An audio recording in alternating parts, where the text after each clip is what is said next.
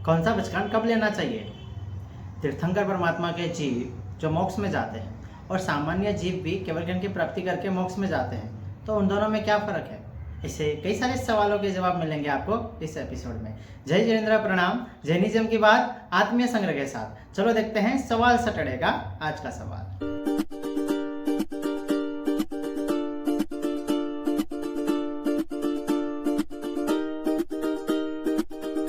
सवाल Saturday episode 16 में आप सभी का स्वागत है। सवाल सैटरडे एपिसोड 16 हम शुरू कर रहे हैं, उनसे पहले एक बात मैं अवश्य बताना चाहूँगा कि अगर आपके भी मन में कोई सवाल हो तो वो सवाल हमें आप अवश्य पूछिएगा। और कई सारे सवालों के जवाब जानने के लिए आत्मीय संग्रह चैनल को अवश्य सब्सक्राइब कीजिएगा, ताकि आपको भी इसकी जानकारी समय के साथ साथ मिलता रहे। तो समय गवाए बिना सबसे पहला सवाल हम देखते हैं, जो पूछने वाले हैं चेतन भाई, जो मुंबई से है। उनका मानना यह है, उनका सवाल यह है कि तीर्थंकर परमात्मा के जीव जो मोक्ष की प्राप्ति करते हैं और सामान्य से नॉर्मली जीव केवल ज्ञान की प्राप्ति करके भी मोक्ष की प्राप्ति करते हैं, तो दोनों में फर्क क्या है? तो चलो देखते हैं इसका जवाब। देखिए, सामान्य से दो प्रकार के केवली होते हैं। केवली यानी कि केवल ज्ञान की प्राप्ति होने के बाद हम उनको केवली कहते हैं। तो दो प्रकार के केवली होते हैं, उसमें से एक होते हैं सामान्य केवली और दूसरा होता है विशेष केवली। अभी सामान्य केवली की बात करें तो सामान्य केवली मतलब कि उनको केवल ज्ञान की प्राप्ति हुई और वह अपना आयुष्य पूर्ण करके मोक्ष तक गए, अर्थात मोक्ष गति की प्राप्ति की। और सेकंड नंबर पे होते हैं विशेष केवली। अभी विशेष केवली अर्थात कि वह जीव को केवल ज्ञान की प्राप्ति हुई और केवल ज्ञान की प्राप्ति के बाद उन्होंने शासन की स्थापना की, सभी को मार्ग बताए और उपदेश दिए, देशना दिए। उसके बाद वह अपना आयुष्य पूर्ण करके मोक्ष की प्राप्ति करते हैं। अब यहाँ पे सामान्य केवली और विशेष केवली, ये जो दो प्रकार के केवली हैं, तो उसमें हम एक एग्जाम्पल देखते हैं। सामान्य केवली की बात करें तो जैसे कि गौतम स्वामी, जैसे कि अरिमुत्ता मुनि, ऐसे नॉर्मली जो साधु महाराज जो है, जिनको केवल ज्ञान की प्राप्ति हुई और वो मोक्ष में गए, तो वह सामान्य केवली में आएंगे। सेकंड नंबर पे विशेष केवली में सिर्फ और सिर्फ 24 तीर्थंकर परमात्मा का ही समावेश होगा। क्यों? क्योंकि तीर्थंकर परमात्मा को केवल ज्ञान की प्राप्ति होने के बाद वह शासन की स्थापना करते हैं, अर्थात जिन शासन की स्थापना करते हैं, और फिर समवसरण में बैठ के 3 प्रहर देशना देते हैं। उनका एक ही उद्देश्य होता है कि सभी जीवों को मोक्ष की प्राप्ति हो, सभी जीवों को सम्यक ज्ञान मिले, सही ज्ञान मिले, सही मार्ग मिले, और इनको ध्यान में रखते हुए परमात्मा देशना देते हैं।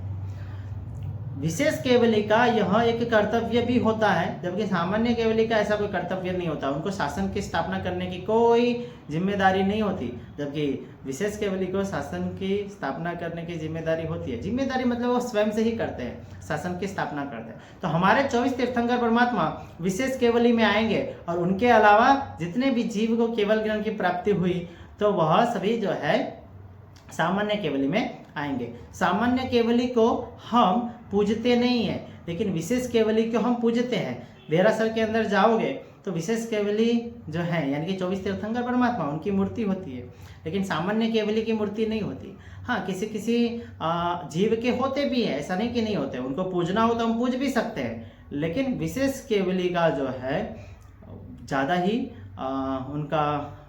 ही महत्व होने के कारण, वह हमारे अत्यंत उपकारी होने के कारण हम उनको पूछते हैं। इसके साथ ही हम दूसरे सवाल पे देखते हैं कि कौन से पचकान कब लेना चाहिए। हाँ, नवकारसी, पोरसी, षाढ़पोरसी, एकासना, ब्यासना आदि का पचकान कब लेना चाहिए। तो देखिए, यह सवाल पूछने वाले हैं विक्रम भाई, जो चेन्नई से है। तो चलो देखते हैं इसका जवाब। तो देखिए, सामान्य से जब हम पचकान लेते हैं तो पचकान के अंदर शब्द का प्रयोग किया गया होता है उगे सूर्य, सूर्य उगे, इस प्रकार से शब्द का प्रयोग किया गया होता है। तो उगे सूर्य जो पचकान के पहले आए, तो सूर्य उगने से पहले वह पचकान हमें ले लेना चाहिए। और जैसे नवकारसी है तो उगे सूर्य नवकारसी हम मुट्ठी संयम पच्चर खाए, तो वह नवकारसी का पचकान हमें सूर्य उगने से पहले लेना चाहिए। और जैसे कि उपास का है तो सूर्य उगे अपतत्थम पच्च का है, वह सूर्य उगने के बाद हमें पचकान लेना चाहिए। अभी बाय चांस पचकान, नवकारसी का पचकान मुझे लेना है, लेकिन सूर्य उगने से पहले मैं नहीं ले पाया, अर्थात मैं लेट उठा, सूर्य ऑलरेडी उग गया है, तो उसके बाद मुझे पचकान लेना चाहिए या नहीं लेना चाहिए? तो उसके बाद भी हम पचकान ले सकते हैं। प्रथम प्रायोरिटी हमारी ऐसी होनी चाहिए कि सूर्य उगने से पहले मैं लूँ। अगर वो हम चूक गए हैं तो सूर्य उगने के बाद भी हम पचखान ले सकते हैं, उसमें कोई दोष नहीं है। पचखान 3 पर्सन के सामने हमें अवश्य लेना चाहिए। तो स्वयं एक तो आत्मा को ध्यान में रखते हुए, परमात्मा को ध्यान में रखते हुए और गुरु भगवंत को ध्यान में रखते हुए। जब ये तीनों की संगति हो तब हम पचखान लेते हैं तो बहुत ही सर्वश्रेष्ठ पचखान कहलाता है, अर्थात बहुत ही उत्तम अवसर वो कहलाता है। अगर यह 3 में से कोई भी ना हो तो एक हम स्वयं आत्मा तो रहते ही है, ठीक है। तो इस प्रकार से हमें पचखान जो है ग्रहण करने का होता है। उसके बाद प्रतिक्रमण 5 प्रकार के होते हैं: राई, देवसी, पक्षी, चौमासी, संवत्सरी। राई जो हर रोज सुबह करते हैं, देवसी जो हर रोज रात को करते हैं अर्थात शाम को करते हैं वह, पक्षी जो 15 दिन में एक बार करते हैं, चौमासी जो 4 महीने में एक बार करते हैं और संवत्सरी जो साल में एक बार करते हैं। तो प्रियाबेन कोठारी जो चेन्नई से है, उनका सवाल यह है कि शाम का जो प्रतिक्रमण करते हैं क्या वह 9 बजे के बाद देवसी प्रतिक्रमण या तो पक्षी प्रतिक्रमण 9 बजे के बाद हम कर सकते हैं? तो चलो देखते हैं इसका जवाब।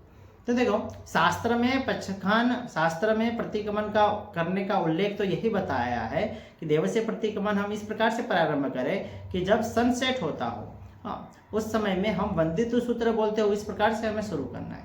यानी कि सनसेट से पहले 24 मिनट पहले ही हमें प्रतिक्रमण प्रारंभ कर देना चाहिए और फिर सनसेट आए तब तक हम वंदित तक यानी कि आधे प्रतिक्रमण को हमने क्रॉस कर लिया होता है, यह विधि बताया है। लेकिन अभी जमाना बदल गया है, जॉब पे जाते हैं, जॉब करके आते हैं, 8 बजे आते हैं, कोई 7:30 बजे आते हैं, तब उनको प्रतिक्रमण करने की इच्छा होती है, तो क्या वो 9 बजे के बाद कर सकते हैं? तो जी हाँ, बिल्कुल कर सकते हैं। रात के 12 बजे से पहले आप प्रतिक्रमण कर सकते हो।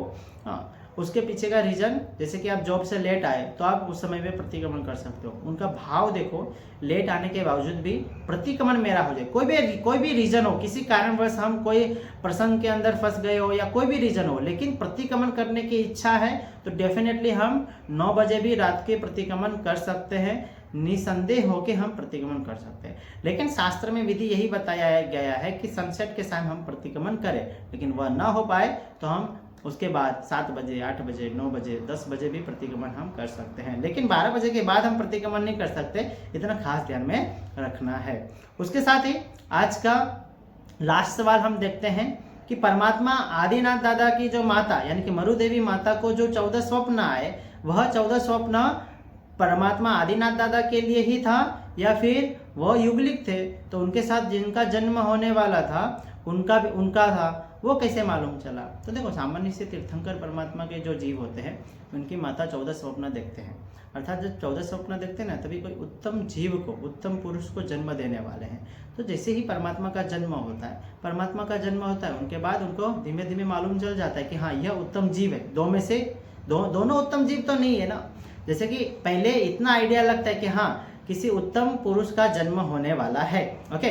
और तब भी स्वप्न पाठक नहीं थे, तब तो जो मरुदेवी माता के यानी कि मरुदेवी माता के जो श्रावक थे, हाँ, यानी कि नाभि राजा जो कुलकर थे, वही सामान्य से बताते कि हाँ, यह 14 स्वप्न का जो फल है वो काफी उत्तम होगा।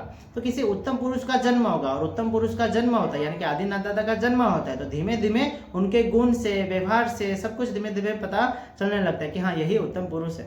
तो देवानंदा की अपेक्षा से आदिनाथ दादा जो है वो सर्वश्रेष्ठ उत्तम पुरुष थे। हाँ, वह धीमे धीमे मरुदेवी माता, नाभि राया को, पूरे जगत को, अयोध्यावासी को, सभी को मालूम पड़ जाता है। तो तब ना मालूम पड़े हो सकता है, लेकिन बाद में तो मालूम पड़ ही जाता है, ओके। और इसके साथ ही यहाँ पे सवाल सैटरडे एपिसोड 16 हम पूर्ण करते हैं। आई होप कि आप सभी को अच्छे से समझ में आता होगा।